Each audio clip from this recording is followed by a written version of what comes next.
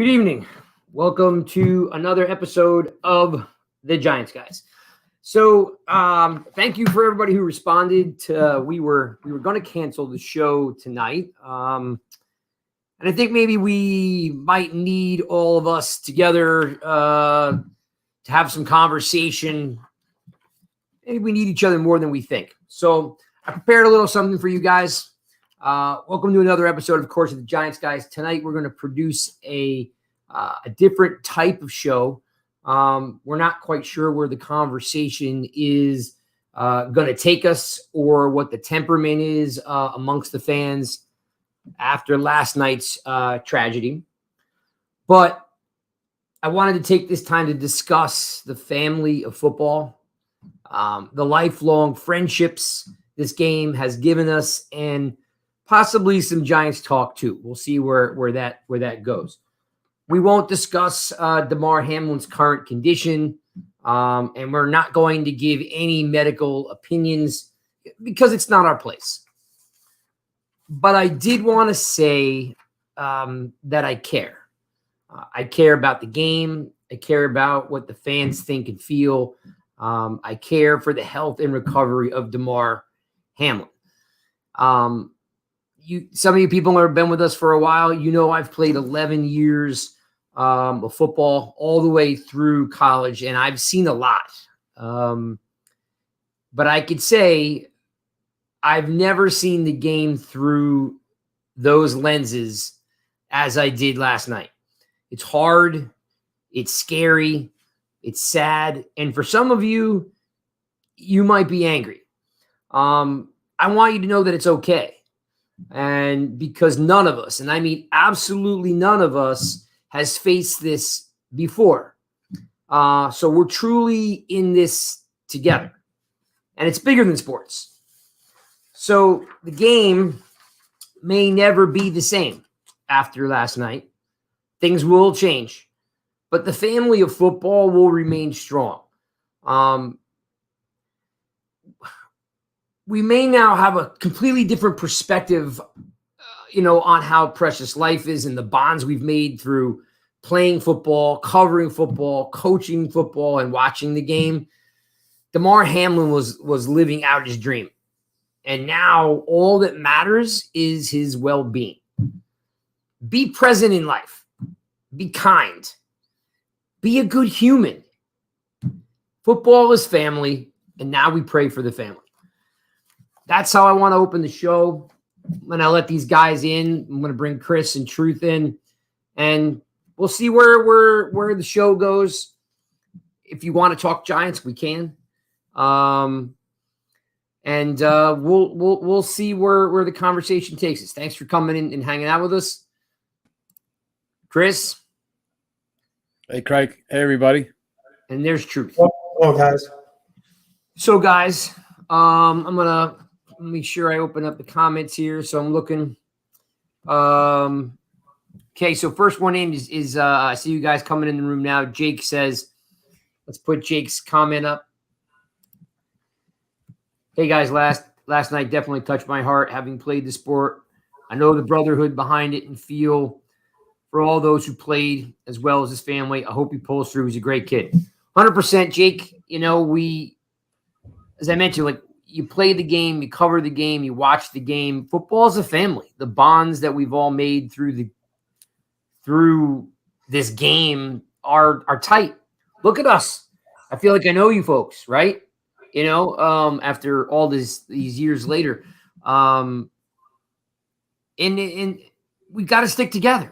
As I mentioned, the game's going to change. Things will change. Doesn't mean we can't be good humans. I mean, we can't support each other as the best we can. I was impressed with, Ryan Clark and Booger McFarland last night. And, guys, jump in here, if you want to, I'm assuming you guys watched some of it to some degree. Chris, your thoughts on let's say, your feeling on the support that you've seen so far. Yeah. when you see both teams come together, medical staffs, officials, the fans, it was a collaborative effort of everybody just being on board as one. And that's, what I took away from it. And then the other thing is, who would have thought? I mean, we're used to concussions. We're used to ACLs being torn. We're even used to guys being put on a stretcher with the thumbs up, putting everybody at ease that he's going to be okay. Last night, obviously, was a whole different, situation. But when you go to an NFL game or any football game for that matter, it's an escape, right? We have our bills to pay. We have our stuff with our families. We have our day-to-day issues that we deal with. So, this Giants love, this passion we have for the game. It's a game, but it's our escape, right? We don't ever visualize last night having to deal with something like that, especially the parents and the families of Hamlin. But it's an escape, and that's the last thing that we want to see, for a game or something that we truly love being spectators for. It's part of our, it's part of our lives, and it's just a shame that last night for that young man, it was taken away from him the way it was. Yeah, there's some comments in here. I see Allison, I see Jay, I see Joe, I see Peter, I see Neil. We're gonna talk some Giants football, no doubt. Just wanted to make sure, I got out there in front of it and let people know that, hey, we're in this together, and we've never seen this before. So if you're angry, if you're upset, it's scary. Some of you are parents of kids who play football, right? It kind of hits home, no doubt about it. So we have to figure out what the next step is and keep not only the family, but as Ryan Clark said, their brothers, their sisters, their family, their teammates, all are in this together. We're all in this together. Allison has a question, but she hasn't asked it. That's your cue to actually ask the question. Yes, Allison, ask your question. Peter is here. Jay's here. Truth. What's your feeling on the Bengals and the Bills on how they went about their business last night? Well, listen, once he got hurt, I understand that totally, how it wasn't about football anymore. It was about someone who they cared about, a human life. It was horrible when I saw that. And you knew the minute it happened, it was not good. And really, what you spoke about, Craig, about Ryan Clark and McFarland, I mean, they put those words so eloquently, how they spoke. And they really put in perspective how it's just a game, and it's the human element, the life, that what matters. And it's amazing how quickly that can be taken away. It really is. For the first time, I've played the game, lots of injuries. You're used to saying, oh, this individual will be back in 8 months. This individual will be back in 4 weeks. I've never experienced anything like it before. I hope I never have to experience it again. Because now the game feels different. You look at it differently because something that tragic can happen that quickly. The football community's reeling, but it's beyond football, right? I saw hockey players dedicating, they're all wearing number 3 today. I see people across the NBA, before answering press conferences, before answering questions, they've all expressed, their sorrow. So like I said, we're in it together. We've never crossed this bridge before. Nothing but love for the young man.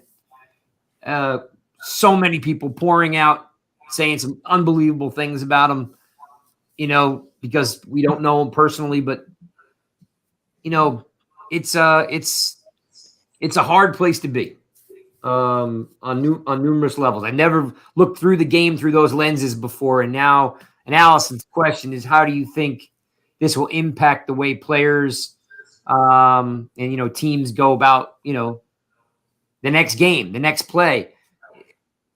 I'd have to think that the game will change to some degree. Not really quite sure. Chris, you and I had a conversation today about equipment. Mm-hmm. I'm sure that equipment may be something where there's an improvement or some type of structural change. Whether that helped the young man out or not, I don't know. But Chris and I were talking about today, soccer, baseball, and lacrosse, have had these injuries before. Fatal injuries with, the ball hitting the chest in between heartbeats. In the game of lacrosse, USA Lacrosse has moved to a new shoulder pad where you can't play lacrosse any longer unless you are wearing these USA Lacrosse sanctioned pads, and they have a large, hard arrowhead here, where the rest of the pads are a little bit wafy and foam. The center now, which rises off the pad, in case of a trauma to the chest. I don't know how those teams or the game moves forward, but I'm assuming there'll be change. Jay's got a great point here. Let me pop Jay's point up here. Anyone who says the players get paid too much money, now you can understand why. Truth. Have you heard that before? The players get paid too much money? Of course. And not just football, any sport. Yes. And you know what, going off that, and a lot of people say that, and I always correct them, but you get a lot of non-sports fans that talk about that, and then you flip it around and say, well, look at entertainment, right? How much $30 million they're getting paid for a movie. But unlike the other sports, football does not have the guaranteed contracts in the NFL. So the one thing that I think the NFLPA could be pushing down the line is for guaranteed contracts. They've been trying awfully hard to do that. But that's why you give a lot of respect for these NFL players. When they're out of the league, they're out of the league. There is no 3 or 4 year contract that they get paid on. Most of these guys, they're living year to year. It's the toughest sport to do that. Yeah, and you never imagine anything like this could happen. And the reason why I'm kind of painting this broad stroke of, look, we're all in this together as football fans. We need to be better to each other. We need to be better humans. We need to have an understanding that these players, they do get paid well to play the game, but a lot of blood, sweat, and tears went into it, and they put themselves at risks every day. And all they want to do at the end of the day is go home to their family and their friends. Mm-hmm. And that ain't the case right now. Yeah, and you know what, Craig and Mike and everybody, we think about the main guys on the field, right? The 22, the starters, but the bottom half of that roster, and this, Hamlin, he's had to work hard as a 6th round pick to get his opportunity with an injury to get, into the starting lineup. So he's had a battle. This isn't a kid that, came out, as a number 1 pick and he's going to be in the league. This is a kid that's had to fight for everything he's had. And, whether he had gotten hurt last night or not, there's no guarantee he would even be in the league next year. So, big testament to the bottom half of the roster of these players that we always trash on, right? This guy sucks. That guy should be cut. These guys at one time or another were probably the best guy on their football team, whether it was the high school level, college level, or peewee. They were that good to make an NFL team. And even though they may be the 53rd guy, they're still at some point one of the best guys on the field. And they fight. They have to fight for that roster spot. And that's kind of like Hamlin as that 6th round pick. If anything, and maybe I'm being a little sentimental here. If anything, some of the closest people I, know or the people I'm closest to all have football connections. Guys I played college ball with, guys I talk football with, guys I do the podcast with that write for the website. Like football has been a part of what I've done for 11 years of playing, and then another 30 years of watching and covering the game. I would just like us to be better human beings about it, right? I mean, like, just embrace these relationships that you have. Understand what the game has given you. This young man was living out his dream. Now we need to put the extra work in for him. You need to find ways to pray, to put, any type of, helping. I know there's a GoFundMe page he has for children in Pittsburgh. Just get involved, do something. We're all in it together. Football families, you need to remain strong. But again, it's more than sports, right? It's just we all love the game. We all love watching what these guys do. And now it's like, we're in uncharted territory. We've never seen this before. And it's just like, it's sad. Like I said, there's some people that are angry, about certain things. Let's not make it political. Let's not do anything but, completely get behind the Hamlin family and whatever anyone could do right now is just hope, pray. If you're not into praying, donate money, to his foundation. So these, kids can benefit in his name, because he's been a big community guy. Mike Tomlin from the Steelers today came out and said he's known him since he's 12, because he's a Pittsburgh kid. Yeah. And, and what a joy it was to watch him, chase his dream and then fulfill it. Mike Tomlin, the head coach for the Steelers, had such nice things to say about him today. So that was kind of uplifting, to hear a story about where he came from and what he was about.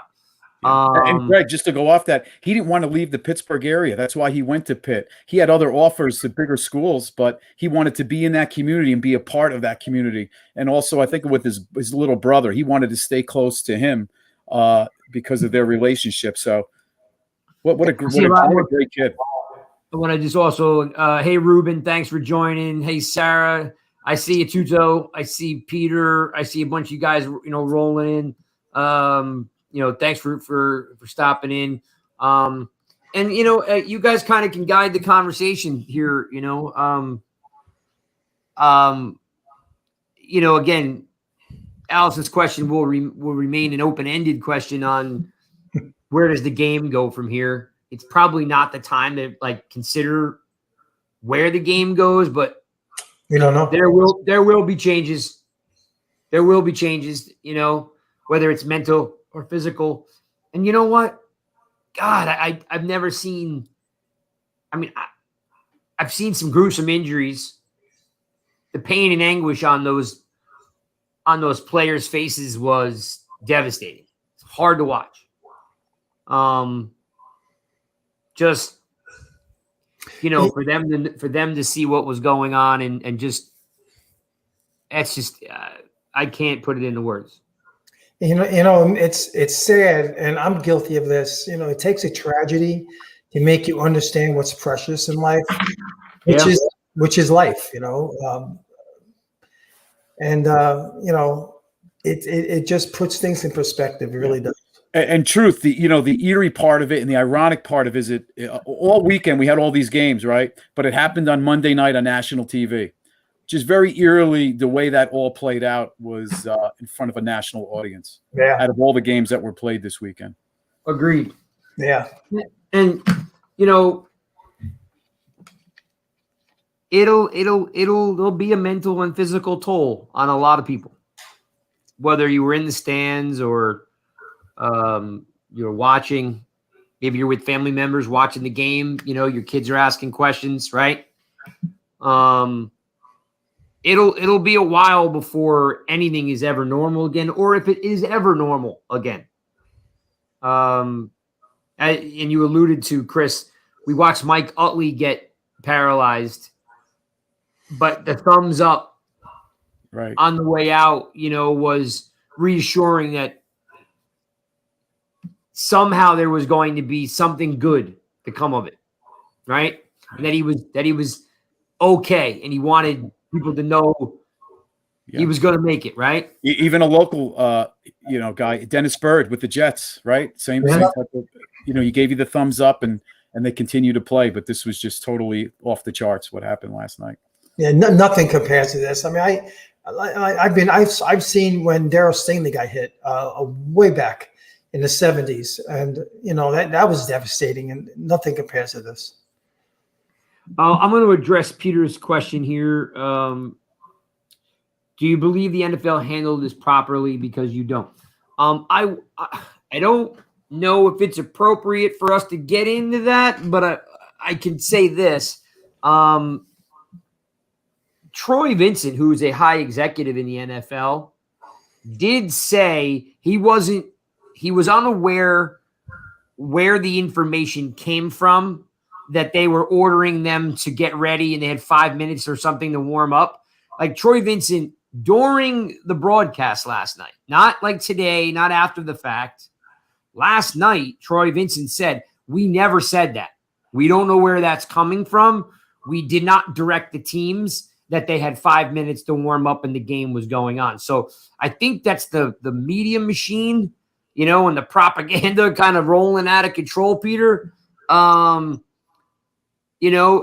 There's a lot of moving parts to canceling a game.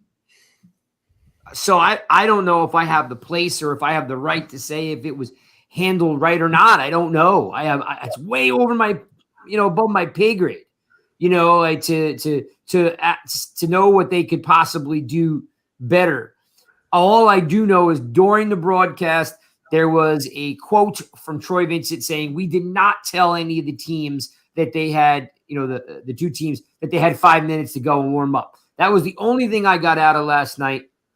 There was nothing but respect, love, and worry about the young man. I thought everything was about his health, his well-being, his safety, and saving the man's life. I was fully behind that. I thought everything was, moving in the direction to do everything possible to save him. I don't. And if the NFL handled it wrong, I'm past it. You know what I mean? Like, all I want is to hear good news coming out of Cincinnati. That's all I'm concerned with. If the NFL blew it on canceling the game or not canceling the game, I don't know. All I'm concerned is what can we, what? I know we can't do anything. I feel like I want to do something. I want to fix something, and I can't. Right? Like, Chris, does it not make you feel like what else can I do? But you can't. You're kind of paralyzed with there's nothing to do. Yeah, absolutely. I mean, we're just all sitting and waiting, right? We're waiting for a good report. Everything's kind of been at a standstill, I think, all day with the critical condition, and they're helping him, I believe still breathe, but yeah, we're all in a holding pattern, right? We're waiting for some good news. And Allison did have a good part of that last question is, I anticipate them playing these games this weekend. It is probably going to happen. It is going to be interesting to see, and alluding to Allison's question is how are the players going to perform this weekend with a lot of this on their mind and having to digest this whole week and even going through practice. So that will be interesting to see how the level of play is this weekend and on Sunday. I know we're a little early on that, but it is going to be something going into Wednesday, tomorrow, and Thursday as things move away a little bit. It is going to probably happen. They are probably going to have games this weekend. It is going to be interesting, to see how things do play out. I think the NFL family, not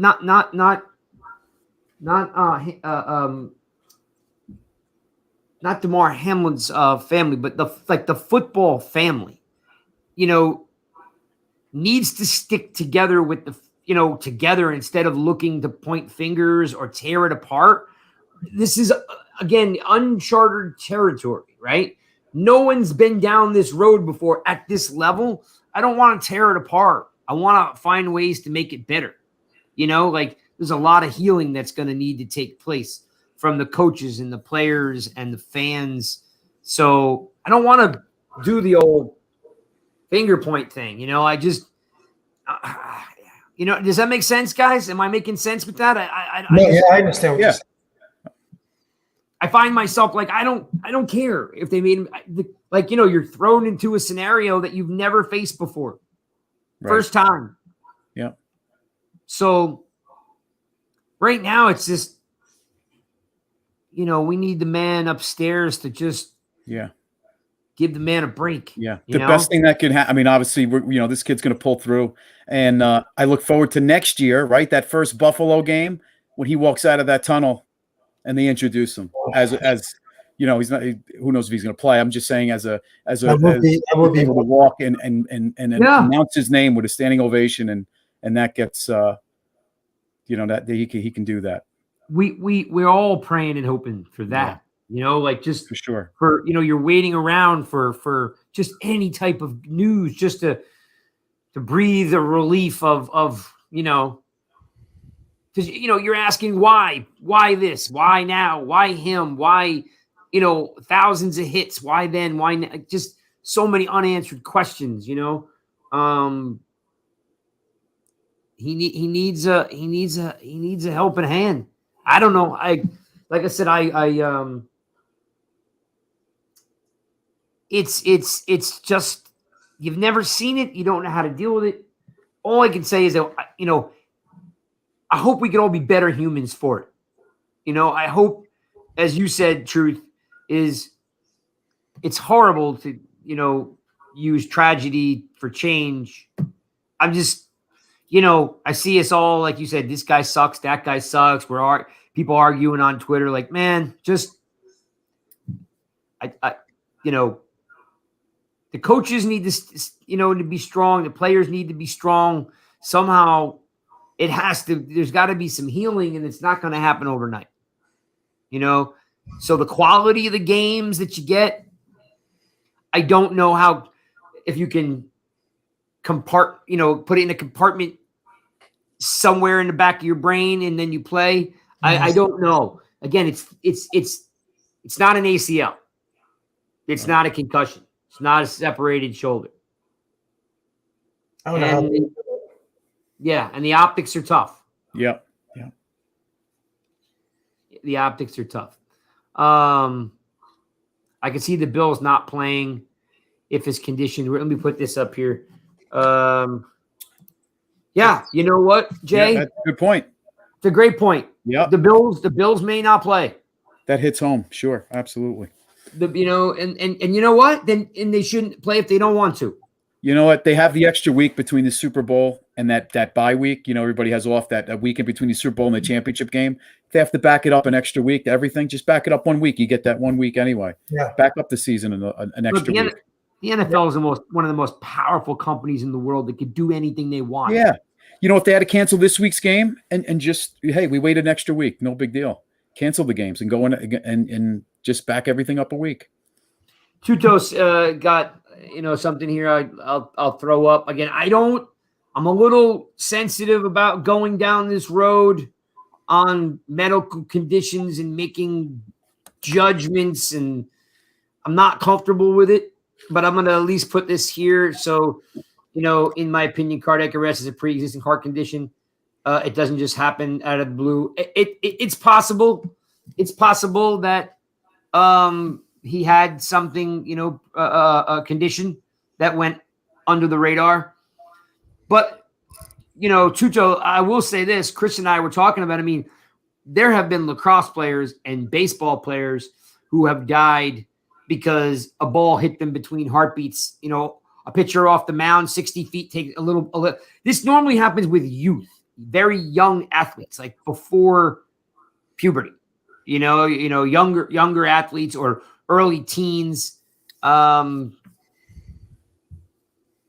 what I read, and some of the reports, but I don't know if it could be something that was genetic.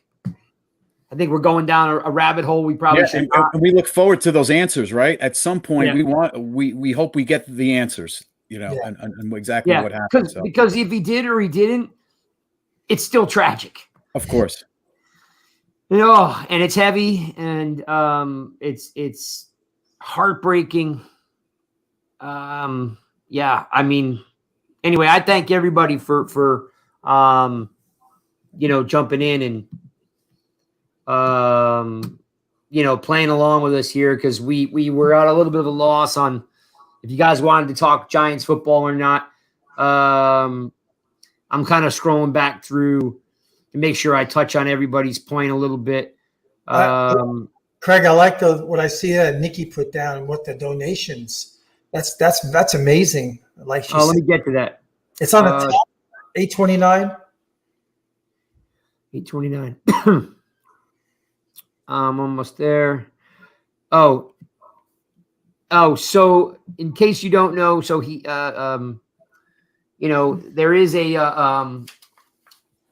Damar has a GoFundMe page where she was raising money for if I'm not mistaken, children in the Pittsburgh area, or it might have been in the Buffalo area. I'm not quite sure. Maybe someone in the chat could let me know what city it was. Pittsburgh, where he grew up, or Buffalo, where he was. I thought it was Pittsburgh, and I thought it was still holding at like $2,500, what he had in there leading up to yesterday. He started back in college and really nothing's really.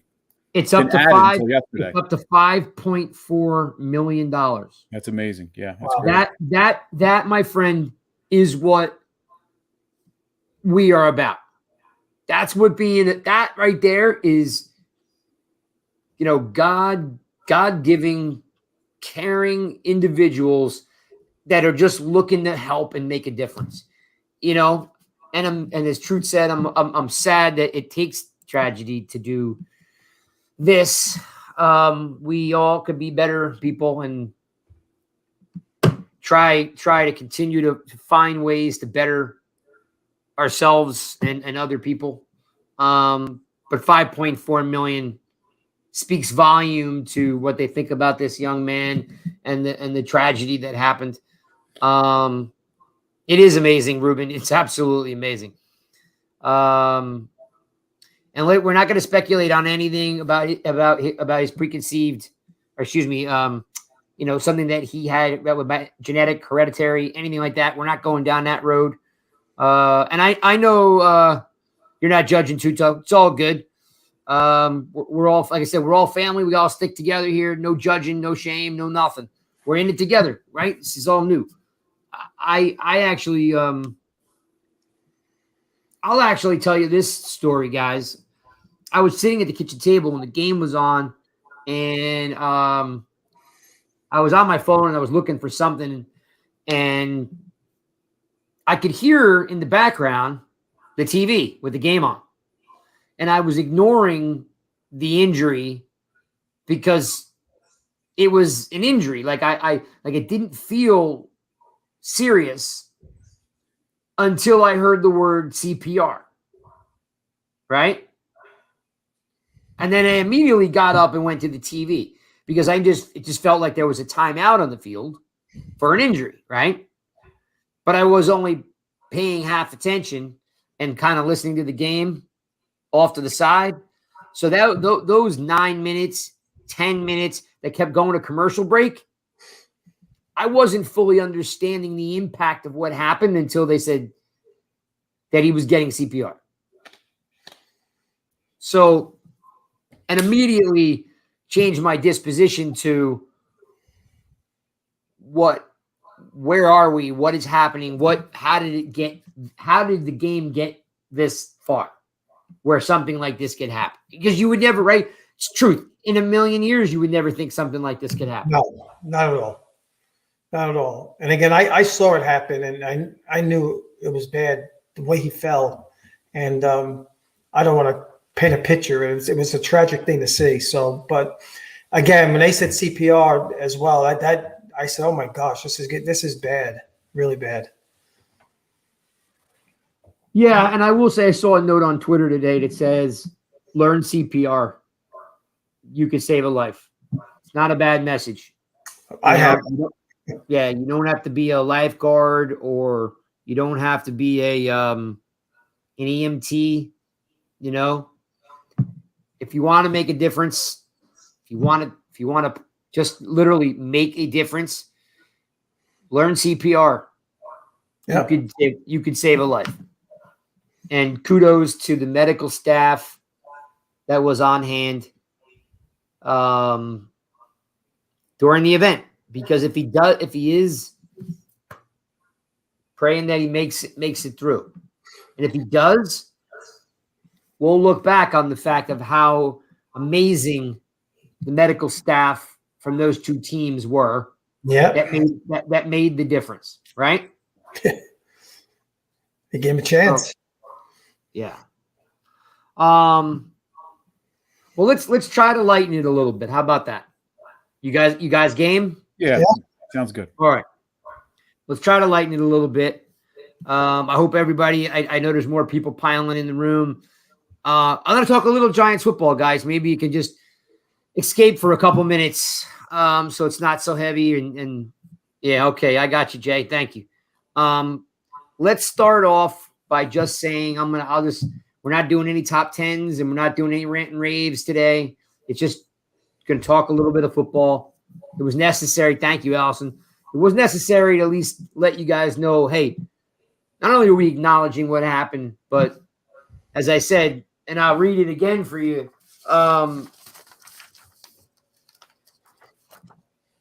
Damar Hamlin was living out his dream, and now all that matters is his well-being. Be present in your life. Be kind. Be a good human. Football is a family. Pray for the family. Giants. Very fun, exciting game. And I will say to you, I'll start with you, Chris. One individual rose above everything and played this spectacular game to the point where the national media it was almost like they came out of the closet. Like, wow. Mm-hmm. And all of a sudden this individual was like, wow, where did he come from? We're talking about Daniel Jones. We're talking about a guy who we know the guy has been balling and carrying the offense now pretty much for the whole year, right? Yep. Chris, what happened yesterday that made everybody take notice? What was the eye opener, so to speak? Oh, the eye opener. Well, he was definitely throwing the ball well. All right, he was on target. I think one of the best throws he made was when he was going down on one knee and he hit Slayton. But there's a difference with him. He's trusting the line in front of him. You're seeing him go through progressions. His receivers, although they're not the best, they're in the right spots. They don't get a lot of separation, but between Hodgins and James, who both had very good games, I mean, he's getting some more support. But my God, he throws accurate. He's an accurate thrower. And I get the feeling he is just watching him sitting in the pocket. He's able to read and go through progressions, which was the biggest hiccup we all had with him. One of them last year before, besides turnovers a few years ago, but, being able to sit back there and actually be able to go through those progressions. And man, what a difference. What a difference. And in fact, I'll bring one play up. He took a forearm, if you remember, from the defender going down the right sideline, and they threw the penalty on that linebacker. Well, Jones, the second touchdown, he beat that linebacker to the corner, and he just gets up, no fanfare, doesn't get in the guy's face, gives the ball to the official and runs back to his guy. So it's just the type of guy he is, right? I mean, just plays hard, and it was just. You're excited that he's your QB. I'm sorry? You're excited that he's your QB. I think we all are at this point. Yes, we are. For sure. Yeah. Let me tell you what I've noticed about him. We know that Daniel Jones can run the football, but what he couldn't do was extend the play in the pocket. He would stay in that pocket and get stripped and get fumble after fumble.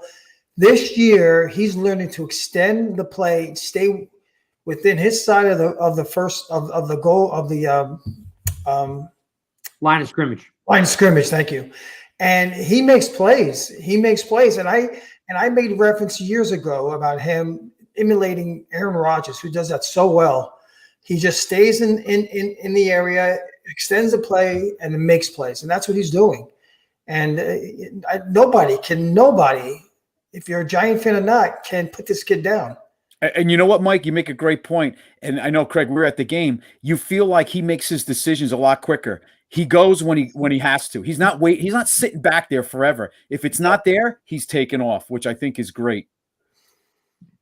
So on the Jones topic, something was released or information was released yesterday that took me by surprise.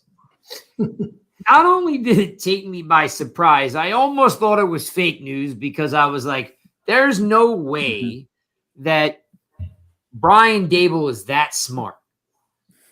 And as the day went on and I heard it time after time after time, I literally was like, this coach we have is a genius, and our quarterback is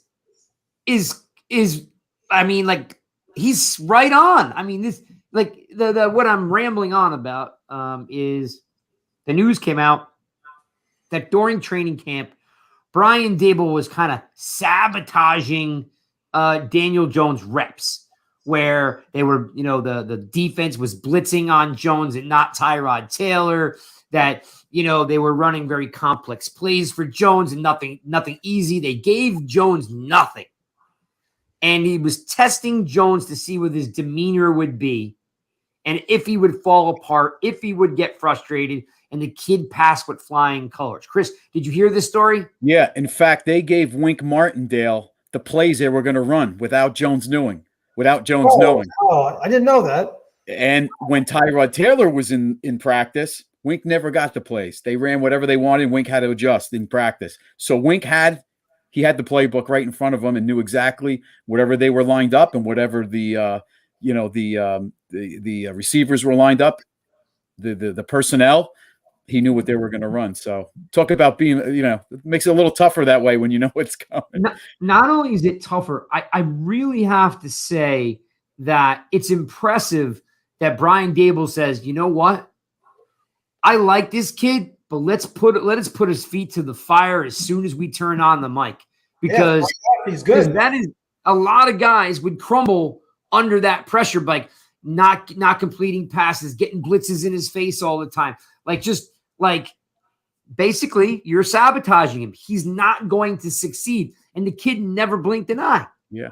What a perfect defense to go against, a Wink Martindale defense in practice where Wink does all these crazy things and is just going to blitz the lights out. Daniel Jones might go into these games and actually feel more comfortable than going against Martindale in practice, whatever he was thrown at. Yeah.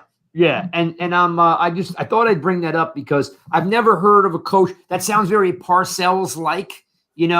I remember the story when the Giants were playing the New Orleans Saints, and they had a pass rusher named Pat Swillings, and he wore number 56, and Parcells came in the locker room and with a jersey in his hand and asked Lawrence Taylor if he'd like to switch his number because the real 56 was coming on Sunday. And LT just lost it and went out there and had like 4 sacks and like nine tackles, and had this great game because Parcells knew how to motivate his guys. He would tell Sims that he sucked. You know what I mean? So this Daboll sabotaging Jones felt very Parcells-esque, and it really endears me to Daboll now. Because now I'm like, he's not just a coach. He's actually thinking about how do I get the most out of this kid. Yeah. And also to decide, without playing on the franchise tag this year or the extension, that's all they had was this year to find out exactly what they're going to have, if they're going to keep him for the future. So, great job testing because you had to know like you said, how is he going to react? All right. Put a smile on your face. This is what we're telling this Daboll story. And, Allison says, speak for your, oh no, hang on. I jumped the gun. She said, I have not heard that story. It's interesting. And then Jay fires back and says, yeah, we don't get good stories here in California. And then Allison says, speak for yourself. I usually get that info. I know. Allison and a certain beat reporter have a relationship. So Allison gets all the good nuggets that we don't get. So, yeah, Tudo, welcome back to New Jersey. I see you're with the fam in Princeton, which is awesome. Joe says the fans were chanting. Let me put this one up here.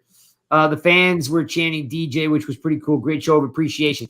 The fans were pretty jazzed this past weekend. It was nice to see because Giant Stadium has a tendency to, they'll get loud for one play and then they're quiet for 10 plays, So there were some pretty good chants and some whatever that Ranger that like a lot of that defense and that going on. So the fans were having fun. We were having fun with cousin Joey. Cousin Joe was there with Chris, and he was our comic relief because he was making us crack up. Oh yeah, so we had a good time. All right, guys. So that's kind of like Jones. There's now a defensive player, and Chris, because I was kind of chewing your ear off on this truth. There's a player on the team that's been sitting on the bench in the practice squad for somewhere between 2 and 4 weeks, right? And not getting any snaps. Then finally, Wink sees the light that Crowder's not the right guy, and even McFadden might not be the right guy right now. They put in Landon Collins, and dude goes pick 6. What's your thought on the play, and what's your thought on Collins overall? Well, look, it was a good read by Collins, a poorly throw by Foles, who threw behind the guy, but don't take that away from Collins. He made a great play, and I was happy for him. Being a former Giant from when they did go to the playoffs last. So I was happy for him that he did that. And again, I was happy when they finally put him on the 53-man roster a few weeks back. I think it was he did win Washington game. I believe that was when they put him on. So again, I was happy for him. Chris, I said to you during the game, I turned to him like, that guy's been sitting on the bench too long. He should have been starting weeks ago. Yeah. I'm sure he would have made a difference, right? If especially since our DBs are dinged up, right? You feel the same way that he would have made a difference? Yeah, I mean, the coaches know best. I mean, they're there every day. They know what's happening. But, I feel like, once again, the coaching staff gives these players the most opportunity, like a Tay Crowder, like a McFadden, like a Carter Coughlin. But then once they see that it's just, they've exhausted every ounce of what they're going to get from some of these guys, then I feel like then they move on. But they'll give them the opportunity. And we saw that, Crowder's gone and in comes Collins, right? We see McFadden playing a lot less now. In comes Collins. So it was just a matter of time. And I'm happy that he's with us. And you know what? If he plays like this, put a couple more pounds on, be one of our linebackers and come to training camp next year. Nikki says, I don't know about that, Chris. What's that? I don't know about that, but we'll see. But we're so thin at linebacker, you know what? I can see it cost much. He's that hybrid, right, Mike? He's that hybrid linebacker. Like a hybrid. So, I don't know. I don't know if putting on. So he plays around 225, if I'm not mistaken. Maybe somebody in the chat can let me know what he weighs in at. But even at at 210, 215. Being like 230, 245. Yeah, I'm saying like 10 pounds. Like if you put 10 pounds on, that would make a big difference, even just taking on, blockers inside the box. That's all. Nothing crazy. I was excited to see he had a little giddy up in his step. Yeah. When he got that ball, he motored down the sideline. So, look at this. Chris, met Carb Crush at the game. Looking forward to seeing you. Yes, Chris. It was a pleasure meeting you, man. Absolutely. Chris had a great jacket on, had all the patches of all the Super Bowls. It was awesome. We should have got a picture of it, but I missed Chris and I missed Spartan the time I got over there. Yeah, so Tom was there too. So I think it was Tom Doherty was there and a couple other people. So yeah, it was great. Let me ask you something, Craig and Chris. You guys at the game, did this feel like an old Giants game when they were a good team and they were always dominating at home? Did it feel like one of those games when you guys were there? Go ahead, Craig. Yes and no. I thought that, it was more electric than it's been in a long time. There was some defense chants. There was some DJ chants. Like there was that. And I think and I think it was Chris or my buddy Mike said it, everything just went our way. The penalties went our way. The ball bounced our way. Right. So when those teams that you're referring to, Mike, things went our way, not by luck. Those teams just had such great talent. It was who's going to make a play? Kiwanuka's going to make a play. Balor's going to make a play. Pierce is going to make a play. Webster's going to make a play. Somebody made a play all the time. It was like, there was a lot of momentum back then. You are depending on Leonard Williams and Dexter Lawrence, Tibbs to make plays, right? So it had a lot of feeling like a little bit of some of those older teams, without a doubt. For me, I thought it was one of the best crowds we've seen in a while, and it was fun. I think a lot also truth had to do with the fact that it was 55, 60 degrees. So everybody came out and everybody was in a great mood. Yeah, it was truth. It was a great crowd. And once we were up, I think it was 24-10 or 24-3, right? And then they got 10, the touchdown. Yeah. Then you could see that, this game was going to be ours. Definitely. Especially after they missed the field goal, which real quick, no wonder Jeff Saturday is going to get fired. 4th and 1 with a team going nowhere. He calls a timeout and he kicks a field goal. Go for it. Absolutely. I even mentioned to my buddy watching the game. Right? Why would he do that? Right, everybody? Were we all scratching our heads? I thought they were going to pull a fake field goal. And they missed it, right? That's what bad teams do. And he missed it.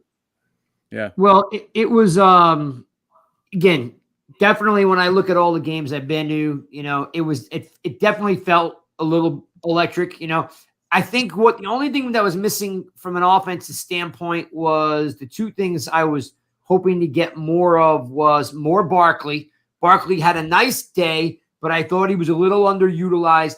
And 2, it felt like Bellinger was starting to get going, and then like they donut him. Like he goes from he caught 3 balls in 12, 15 minutes, and then you don't see him again, right? They don't throw him the ball. And Craig, think about this.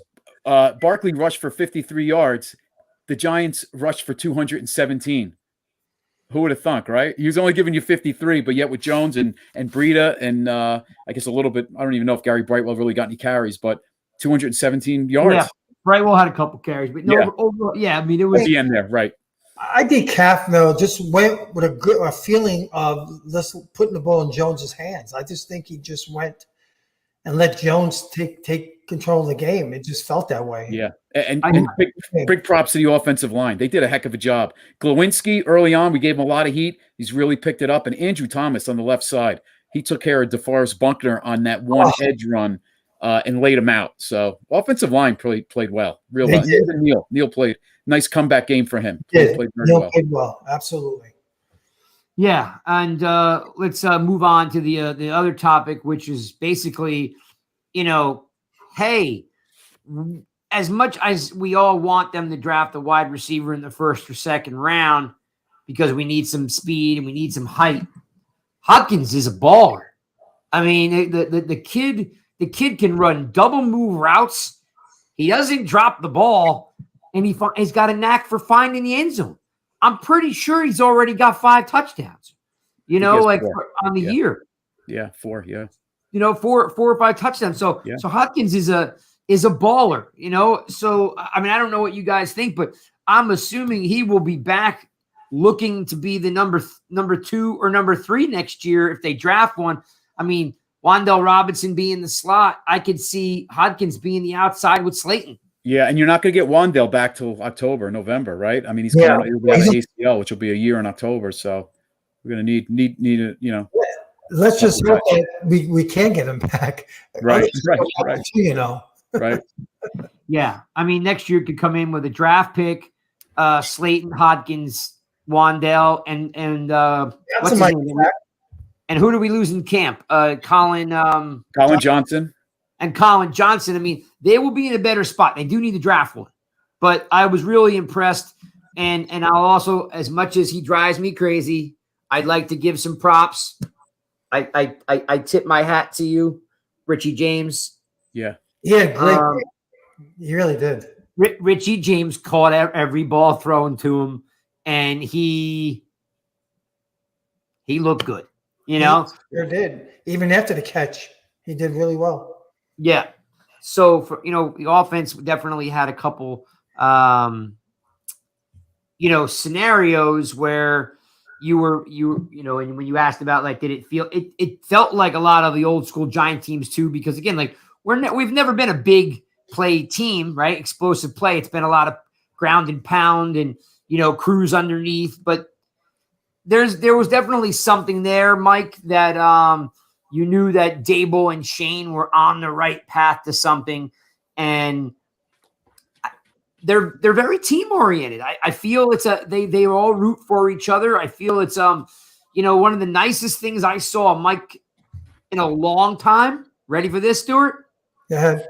When they took off Jones off the field for Tyrod, the entire defense got up and gave Jones a hug. I saw that. Yeah, I saw the Dexter doing that. I did see that. Yeah. I mean, even the DBs. The back, Smith, McFadden, Flott. Like they were all up, dabbing them up, pounding them out, just.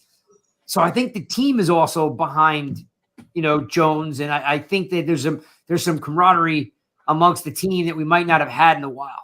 So yeah. All right, let's talk about this, guys. We don't, again, it's a little bit on the heavier side, but want to get your opinion. Truth, give me your opinion on the Tibbs sack, and the Snow Angel. Like, do you have an opinion? Are you? Yeah. No, I do. I don't think he knew how badly hurt Foles was when he did that. He was in the moment. He made a great sack, and it's just that's how Tibbs is. I did see him though do something on the sidelines. Someone going to sleep. He did that kind of thing like this. I think that was a reference to Foles, which I didn't like. That I didn't like, but football's a game of emotions, and people do things. So, but it's not a big deal. Chris. Yeah, I'm with Truth. Truth nailed it exactly. I don't think it was anything intentional, but if that's what he meant on the sideline, that's in bad taste. Shouldn't if that's what he was doing. Yeah, I tend to agree. Like if you literally watch the play, they both fall to their back at the exactly same time, and he's ripping into the Snow Angels, which was funny. I don't think he had any idea that Foles was right next to him. Right? I don't think he had any idea. That's it. And these officials, they would have threw a flag, and the lineman would have gotten his face, and they would have went after Tibbs. So the fact that the lineman didn't even really, I don't know, see it that way. Maybe they didn't see it, but they didn't really. Then they didn't help Foles up either. So which was kind of weird. Yeah, I know too, Chris. Yeah. I'm going to digress for a second and throw up a comment Ruben had that we were talking a couple minutes ago. Where did that comment go? He thinks Hodgins is under contract at a low number next year, which is great. That if they did give him a 2-year deal, that's fantastic news because he can always negotiate for something. Yeah, but we don't have to worry about losing him. If that's the case, if he has an actual contract and he's not a practice squad guy or anything like that, like that's good news for the Giants. Let me see what else he says in here. I think he said they yep, love him. I heard it was 870. Ruben, this 870,000. Are we talking about Hodgins? Let me know. If that's true, that's great information out of Ruben. And that's a steal. Even the short amount of games he's played this year, it's a steal. To get the production out of him. Without a doubt. So to put a bow on the Tibbs thing, I think he's making some rookie mistakes, whether the whole sleeping thing or the Snow Angels thing. I think he's just making a bunch of rookie mistakes, and he'll figure it out. I've grown to like the player. I wasn't in love with him early on. It was a lot of hype around him, and then he kind of came out soft, because he had the knee injury. But I really liked, over the last month and a half, I really liked what his game looks like, and he seems like a good guy. So I don't think he meant any disrespect to Foles. Just trying to see what your guys' take was. Plays hard. Got to give him that. He plays very hard. Plays very hard. Okay.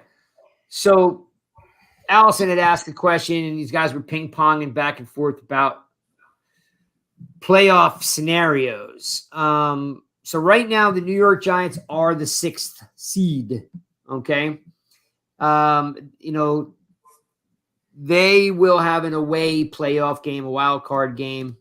I think we're all leaning on the fact that it's Minnesota. Correct, gentlemen? Yep.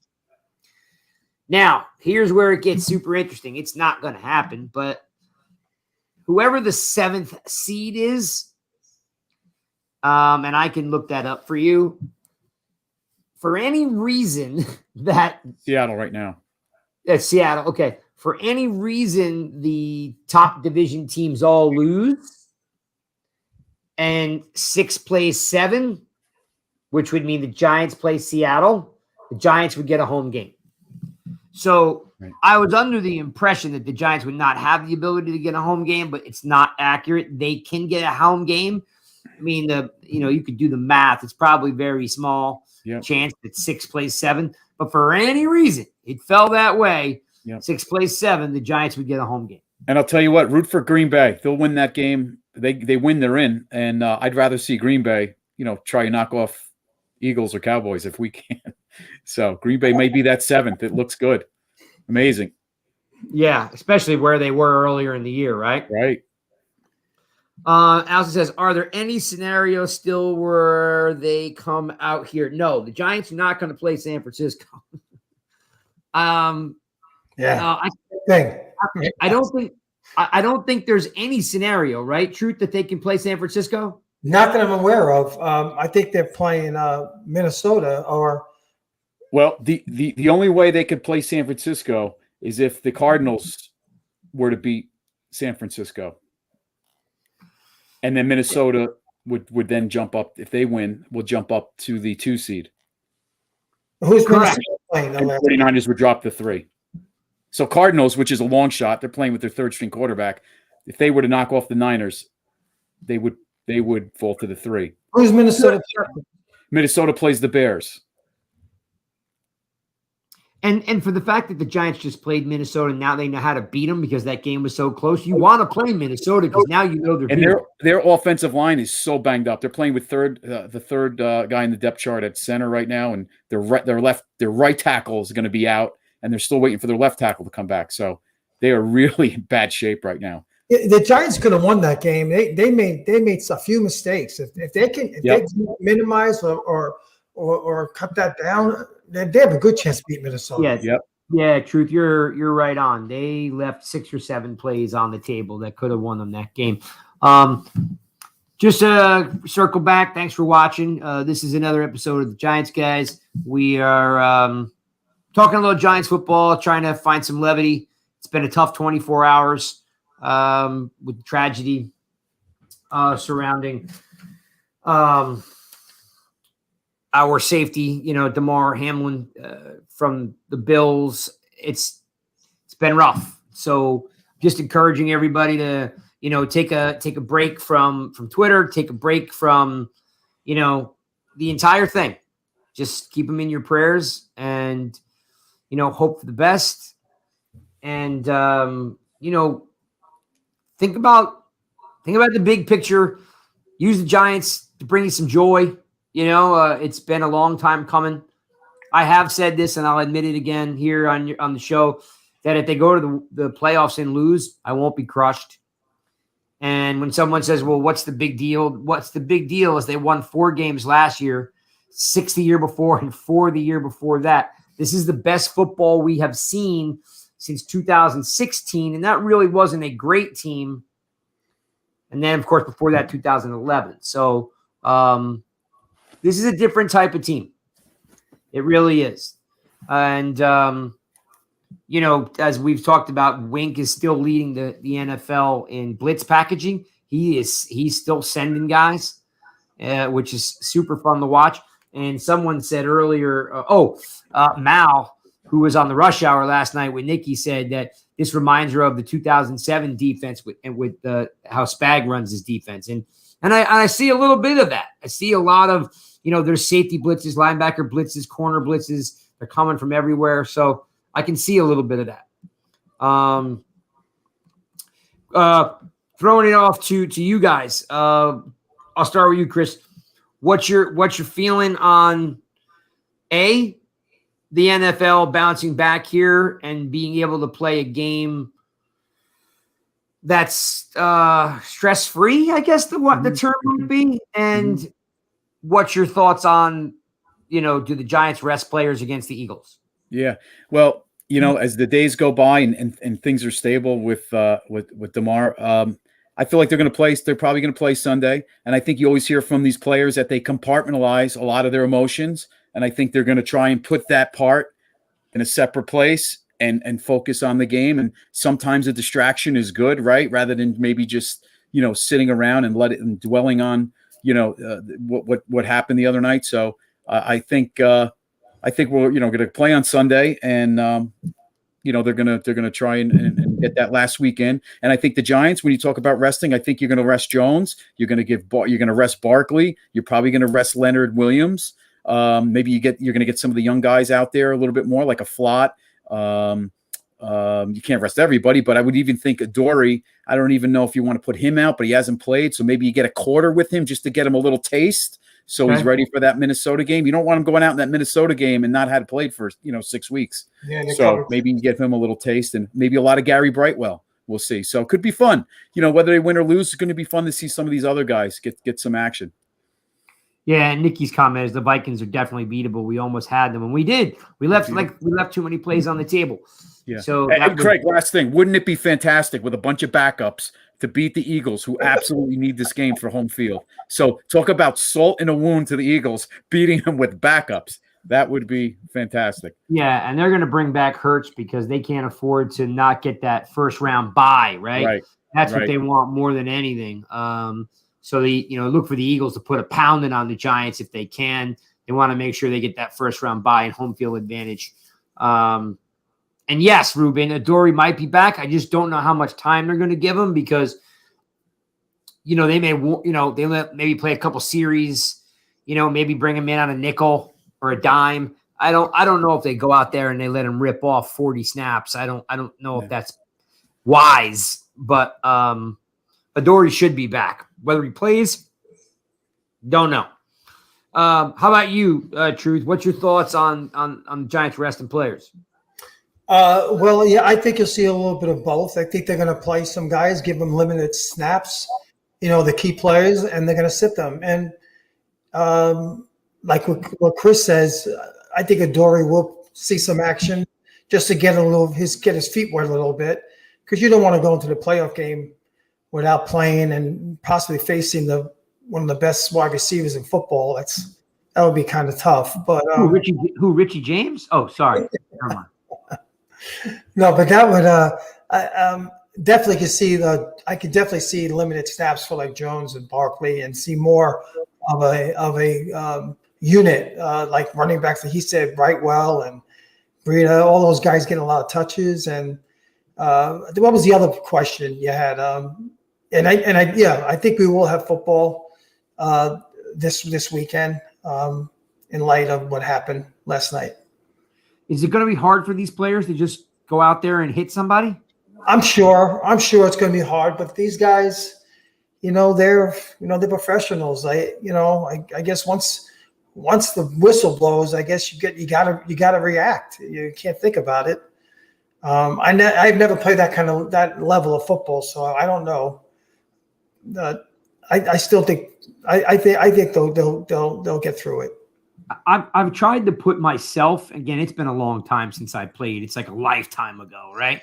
I try to put myself in that scenario, but I've never faced anything so tragic, right? I mean, I've seen dislocated shoulders where, they're pulling on a guy's arm and it's and it's hanging down. I've seen a broken leg. I've even cut off the top of my finger in the weight room. I had to have my finger sewn back on. But that's nothing compared to what we saw last night. It was just so shocking and so polarizing. I don't know if that it has to affect their mental state. They don't want to get hurt. They don't want to hurt anyone else. I mean, think about the gentleman who caught the ball. Higgins. T. Higgins, yeah. Like, that's got to be hard for him. Sure. You know, and if you remember, guys, Dominic Hickson was on the Broncos, and he was involved in that hit where the guy got paralyzed. Do you remember that?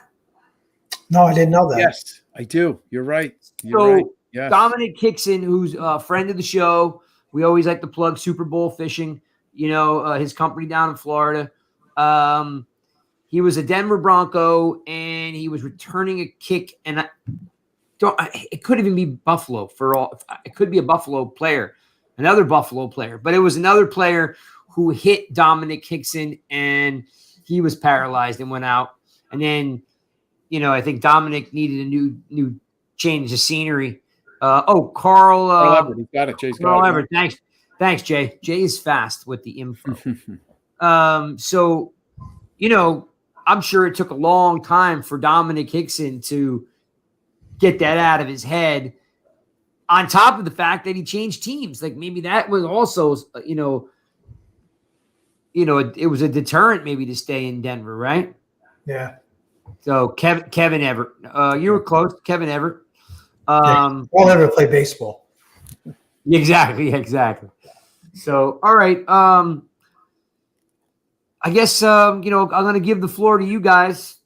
If you have a question, ask it to me and Chris, and we'll see if we get any, anything just, before we let these folks get back into their evenings. Anything that you want to throw out there? Not really. I'm just going to be seeing what happens with the Giant game. I'm not going to I have nothing really left to say, to be honest with you. Okay. Truth is taking the high road. Chris, you got anything for me?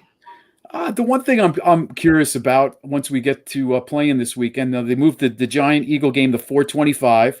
Next week will be the wild card games, Saturday, Sunday, and remember, this year there will be a Monday night wild card game. Which, hey, it's all about the money. It's all about the money and the ratings, because that team who wins that game will probably be playing that Sunday on a short week.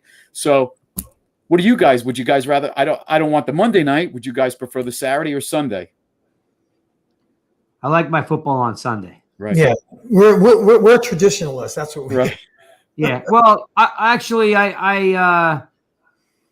mean, we've been pretty raw and honest today, right? Over the last hour and 10 minutes. The Giants have an uphill battle against the Philadelphia Eagles. We know that. I would rather not them get beat up on Saturday, or a playoff game get beat up on Saturday, to your original if we point played about Saturday, right? Yeah.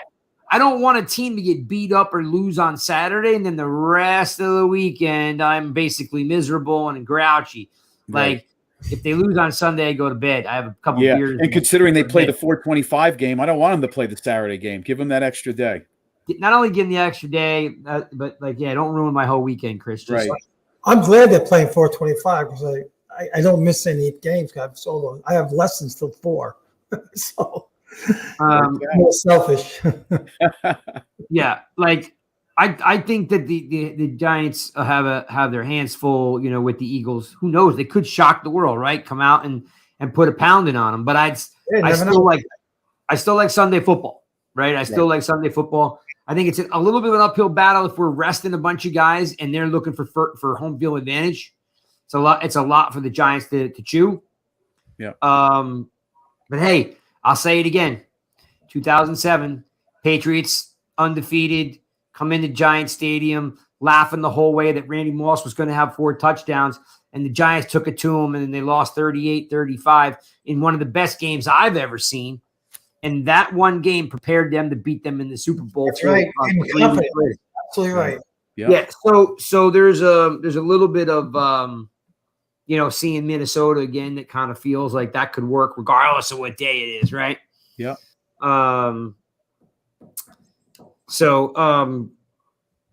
think that's all pretty much I had. I did want to throw out the fact that the Giants special teams are not great. Just don't want to be negative. The Giants. Is that your public service announcement every week now that Crowder's gone?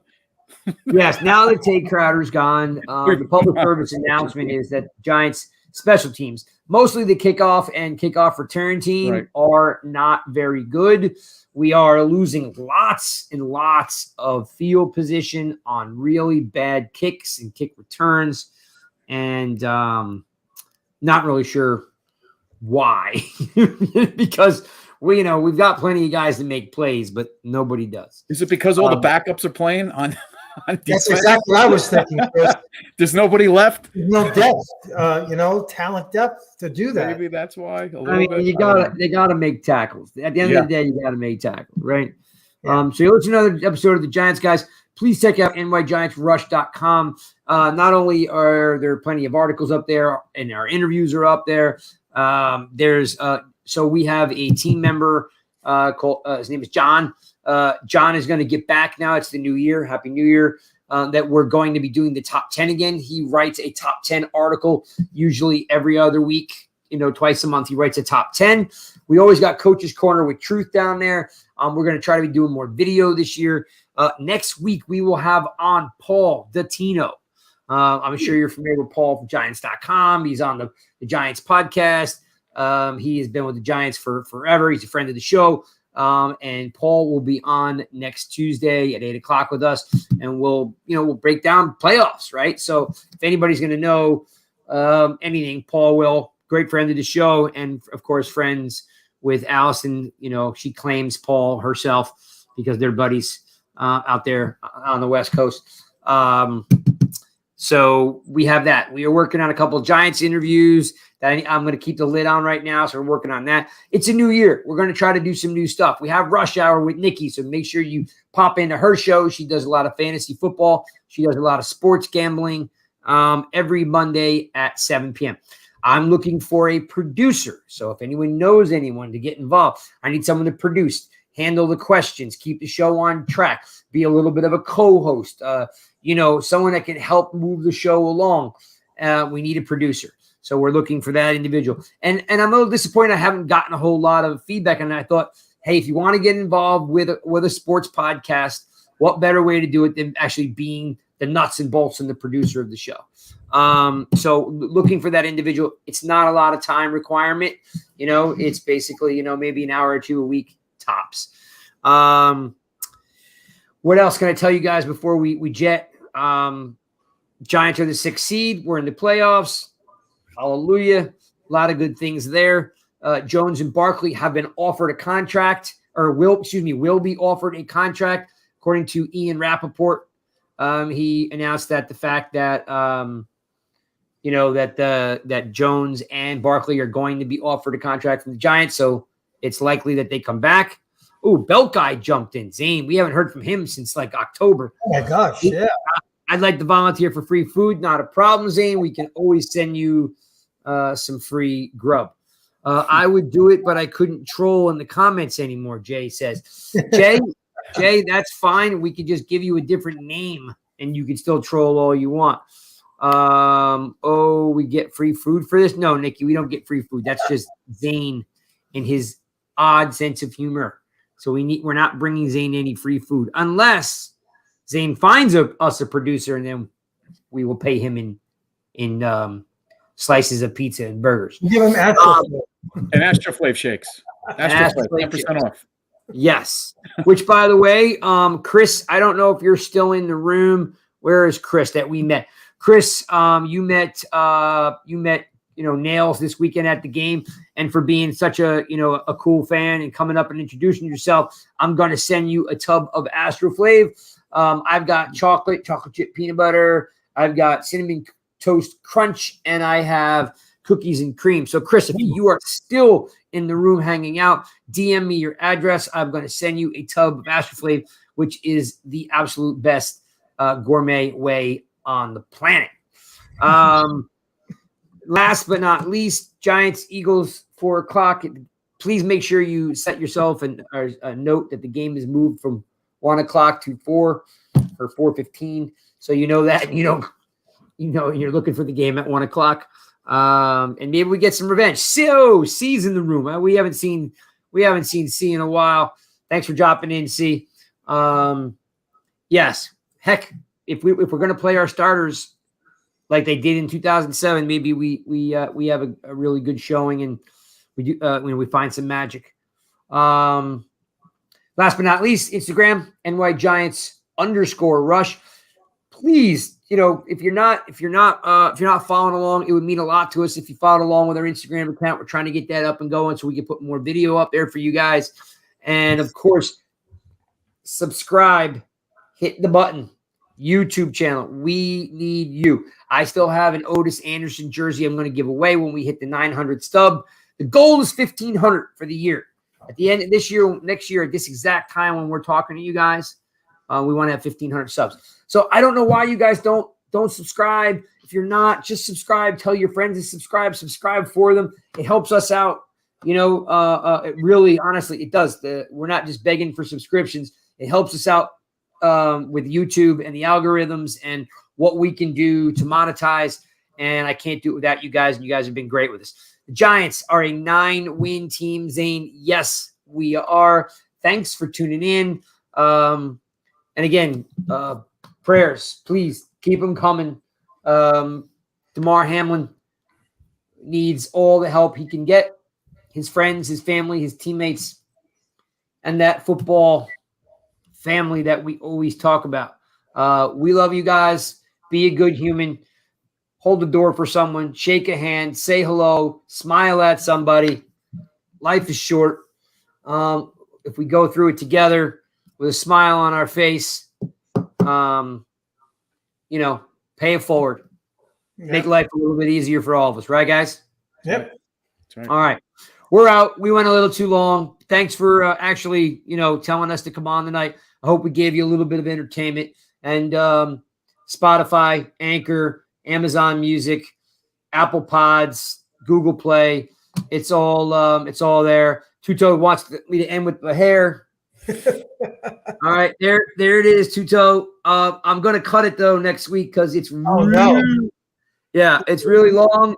Why don't you mail the hair to him? Where, all the way to Italy? He's in Princeton right now. No, Mike, he's got to mail it to me and you. Split it up. I know. Carolina and Jersey. Just split it up right in a Ziploc. And by the way, last but not least, do me a favor. I have one badass, kick-ass team. These guys are so good at what they do. I am so thankful, and it's an honor to hang out with these guys. I call them friends. Mike Stewart, and Chris, and Nikki, and Zane, and Spartan Mike, and John. If you're not following them, follow them along. Send them a note. Tell them they're doing a good job. Read the articles. Just, we want you guys to embrace us. We want to embrace you guys. I don't know. I'm just feeling really lucky I've had this opportunity over the years to entertain you guys and talk some football. I thought I knew football, and every day I'm reminded that, like yesterday, things could change in a heartbeat and on a dime and in a second. And, things aren't what they always seem to be. So I want to make sure I took the time to thank you guys. Happy New Year. I hope you had some great times with your families and friends. I've gone on too long. Peace out.